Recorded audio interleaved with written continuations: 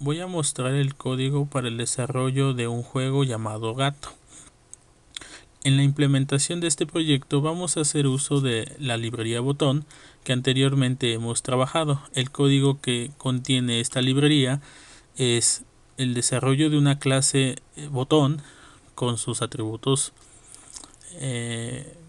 públicos, nuestro método posición, nuestro método prueba y nuestro método estado, que anteriormente también ya he descrito. Y bueno, para el desarrollo de este proyecto solamente vamos a hacer uso del método posición y del método prueba. Continuamos con el desarrollo del objeto gato, el cual incluye algunos atributos, dentro de los cuales consideramos la declaración de un arreglo bidimensional de 3×3 de tipo entero, nombre G, y algunas variables acumuladoras denominadas contador 1, contador 2, 3 y 4. Estos contadores son los indicativos me van a dar la indicación de qué jugador ha ganado la partida. Posteriormente incluimos como atributo la declaración de un objeto botón, que bueno, si ustedes se dan cuenta, no hay una relación de herencia, no hay una relación de amistad ni de sobrecarga. Entonces solamente lo que implemento aquí es una clase anidada, y bueno, así que incluyo a botón como un atributo más de mi clase gato. Particularmente declaro el objeto B de manera bidimensional, y bueno, esto me permitiría tener 9 botones. En la sección pública tengo otro contador, y este es el que me va a llevar la cuenta de las tiradas que se han realizado durante la partida. Y bueno, en la parte posteriormente tenemos un constructor por omisión donde asigno el 0 al atributo contador, y mediante ciclo for anidado inicializo mi arreglo entero. La inicialización se da con el número 4, que va a ser mi referencia de vacío, de que mi arreglo está vacío. La referencia puede ser cualquier número que ustedes consideren. A mí me gustó 4, y bueno, estaría implementando este número como mi indicador de que el arreglo está vacío, para aniquilar los datos basura que pueden llegar a tener este arreglo. Bien, el siguiente método sería el método colocar, y bueno, particularmente hago uso del método posición de nuestro objeto botón, y la idea es ubicar de manera matricial todas las áreas activas de nuestro cuadrante del gato. Voy a correr la aplicación y bueno, para explicar en qué consiste este primer método, colocar. Bien, tenemos nuestra aplicación corriendo, y la idea es que con el método posición genere yo un área activa en cada uno de los cuadrantes de nuestro gato. Entonces prácticamente todas estas secciones se van a comportar como botones. Para poder ubicar todas las posiciones de nuestros botones, hago uso de este método colocar a través de ciclo for, asigno las posiciones, y bueno, tomo el botón número 1 que corresponde a la coordenada 00, que en este caso hago uso de estas variables locales, F para la fila, C para la columna, y bueno, inicialmente valen 00, entonces para el botón 00 hago un llamado a posición, donde incluyo la primera posición de nuestra área activa, que sería 0, 0, y luego la posición final sería el valor de X más IN. El valor inicial de IN es 135, entonces aquí sería 0, 135, y nueva cuenta aquí sería 0, 135.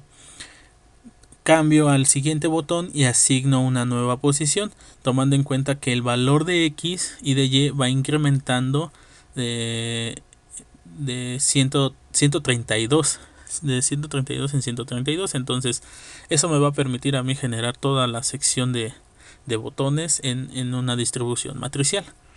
Esto es lo que consigo con este método. Bien, para el siguiente método, que es tiro, yo considero aquí la opción de que primero tiro un jugador y después el otro. Para lograr esto hago uso en este método del parámetro J. El valor de J no es más que el valor del contador que previamente le voy a hacer llegar. Entonces, si mi contador inicial vale 0, 0 módulo 2 me va a dar un 0, así que la acción que se desarrollaría en el primer caso sería la del key 0. Posteriormente el contador incrementa, pasaría a ser un 1. 1 módulo 2 me va a dar 1, así que corresponde al tiro del jugador número 2. Después incrementa el contador, va a valer 2, 2 módulo 2 me vuelve a dar 0, y bueno, entonces me voy a mantener en estas posiciones para que tire el jugador 1 o el jugador 2. Bien, para continuar con la acción de cada uno de los keys, estoy mostrando el código que corresponde al tiro del jugador número 1 y el código que corresponde al jugador número 2. El código desarrollado en el jugador número 1 es el mismo que en el jugador número 2. Claro que la excepción es que aquí hago una reducción del código mediante el uso de los ciclos for, pero la implementación prácticamente sería la misma, solo que aquí el código está en extenso. Lo he dejado así para que vean la diferencia y qué es lo que estaría haciendo en cada uno de los casos.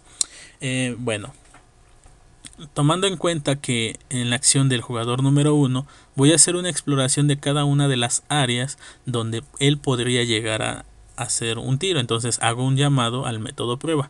Entonces de la aplicación se supone que todas estas áreas ya están activas, y lo que sigue es que alguno de los jugadores tire en alguna de estas áreas. En este caso, pues el primer jugador que va a tirar sería el número 1. Y esto me va a permitir comprobar en qué área fue donde se hizo el tiro. Distintamente de donde se seleccione el tiro, lo que se va a imprimir es un círculo. Un círculo en qué coordenadas, pues en las de x, y, xf y yf. Estos valores son precisamente los atributos de mi método botón. Y bueno, corresponde precisamente a la posición que previamente asigné en este método de colocar. Entonces aquí fue donde ya le asigné valores a esta xy, a esta y, a esta xf y yf. En cada uno de estos valores le sumo o le resto un valor de la variable a, que no es más que un valor de 10. Esto es precisamente para que la imagen sea un poco más pequeña al área activa que yo tengo definida. Y bueno, la intención es que no se sobrescriba sobre la imagen del gato. Entonces vamos a ver la aplicación. Nuestra área activa sería un cuadro bastante grande que incluso sobrepasa el área de la figura del gato. Si yo imprimo una imagen de ese tamaño, pues estaría invadiendo también parte de esta imagen. Entonces con esta pequeña reducción, cuando yo le doy clic, la imagen va a aparecer más pequeña, entonces ya no invadiría ese espacio. Bien, si ustedes observan, se tiró el jugador número 1, se imprimió un círculo. Y bueno, una vez que se imprime el círculo, lo que yo hago es incrementar el contador para indicar que ya se hizo un tiro, y en la posición donde se haya realizado el tiro vamos a asignar a esa localidad un 0. ¿En dónde? Pues en nuestro arreglo entero que nosotros ya teníamos previamente también declarado e inicializado todo con 4. Entonces ese 4 se va a sobreescribir por un 0 en la posición donde se haya tirado o donde haya tirado el jugador. Este mismo desarrollo lo vamos a tener para el jugador número 2, nada más que, vuelvo a repetir, con la implementación de un ciclo for, y toda la comprobación está en función ahora de h y de k. Algo que se me pasó comentar aquí. Además de hacer una prueba, bueno, la comprobación del if incluye hacer una prueba si se dio un clic dentro del área, y además si en la posición de nuestro arreglo entero existe un valor diferente de 1. Si existe un valor diferente de 1, entonces sí voy a poder tirar. Pero si no existe un valor diferente de 1, entonces ya no puedo tirar. Esto lo hago precisamente para evitar que el otro jugador tire en la misma posición que ya seleccionó nuestro jugador anterior. Entonces aquí sería la referencia si es diferente de 1, y aquí la referencia sería si es diferente de 0. Este 0 y este 1 es el contrario del valor asignado en cada uno de los jugadores. Aquí yo asigno un 0, por lo tanto este jugador ya ocupó esa localidad, y en el caso del jugador 2 lo que asigno es un 1, indicando que él ya ocupó esta localidad. Así que bueno, si el jugador seleccionó alguna de las casillas, por ejemplo el jugador 2 seleccionó una casilla, ahí va a colocar un 1. Si el usuario número 1 o jugador número 1 quiere seleccionar esa casilla, pues ya no va a poder hacerlo por esta condición. Entonces aquí es precisamente el momento donde limitamos qué jugador puede tirar en qué área. Bueno, entonces continuando con este ciclo for, esta estructura anidada, podemos definir el mismo código, pero a partir de estas variables k y h, y vean que es el mismo desarrollo en una sola línea de programación. Bien, vamos a continuar con el siguiente método. Y bueno, este método de nombre gana lo que va a permitir es retornar o un 0 o un 1. El 0 nos lo va a retornar cuando ya exista algún ganador, y el 1 cuando no exista un ganador. ¿Cómo definimos si ya existe un ganador? Bueno, nos vamos a basar en el uso de nuestras variables acumuladoras, que son unos contadores, y empleando nuevamente una estructura cíclica anidada, vamos a sumar los valores que se encuentran en nuestra matriz, ya sea por fila, por columna o diagonales. Entonces la comprobación es sumar. Por ejemplo, para este primer caso, vean que el ciclo for inicia aquí y concluye acá, entonces nada más estaría referido a la variable j, mientras y se mantiene fija. Si y se mantiene fija en estas coordenadas, mi desplazamiento es sobre j, entonces aquí sería 0 y la columna se empieza a mover, entonces sería sobre la primera columna. En el segundo caso es sobre la primera fila, y en los demás casos es sobre las diagonales. Entonces hago una suma de la primera fila y verifico posteriormente si la suma es 3, si en alguno de ellos la suma es 3, o si en alguno de ellos la suma es 0. Si la suma es 3, pues retorno un 0, o si la suma es 0, pues retorno un 4. ¿Por qué 3 o por qué 0?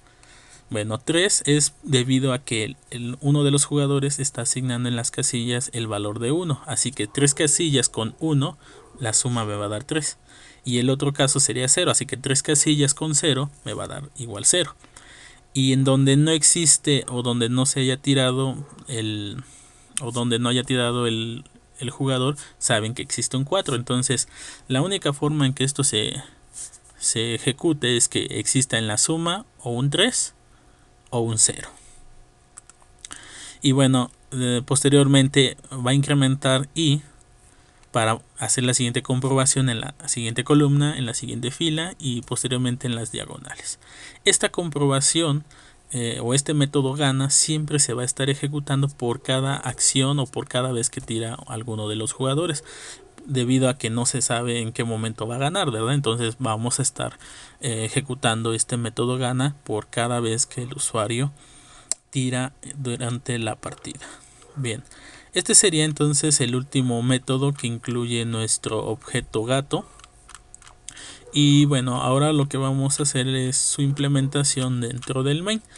En el main, obviamente, vamos a declarar nuestro objeto gato. Generamos la apertura de la ventana gráfica.